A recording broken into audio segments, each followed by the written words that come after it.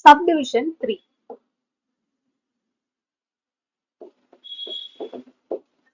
K x square minus k square x minus 2k cube equal to 0.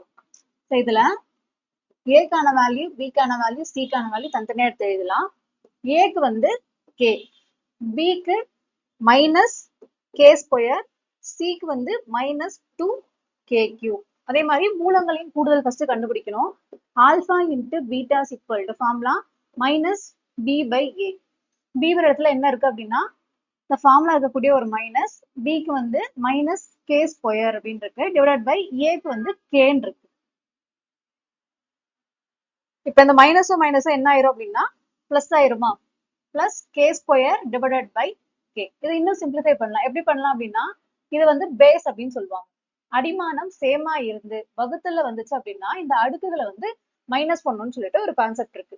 அப்ப ரெண்டுக்கு காமனா ஒரு கே எடுத்துக்கலாம். மேல பவர் 2 இருக்கா, இந்த கேக்கு எதுவுமே இல்லைன்னா 1 இருக்குன்னு அர்த்தம். அப்ப மைனஸ் 1 அப்படின்னு போடணும். இப்ப 2ல இருந்து 1 மைனஸ் பண்ணோம் அப்படின்னா 1. அடுத்து மூலங்களின் பெருக்கற் பலன் alpha into beta equal to C by ஏ.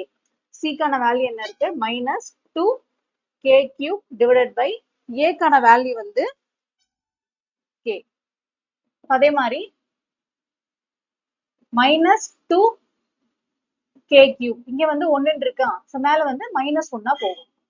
அப்ப மைனஸ் 2k அப்படியே வச்சுக்கோங்க. 3ல இருந்து 1 கழிச்சோம் அப்படின்னா 2. இந்த வீடியோ உங்களுக்கு பிடிச்சிருந்தா லைக் பண்ணுங்க, உங்க ஃப்ரெண்ட்ஸ்க்கும் ஷேர் பண்ணுங்க, மறக்காம நம்ம சேனலை சப்ஸ்கிரைப் பண்ணி வச்சுக்கோங்க. தேங்க்யூ.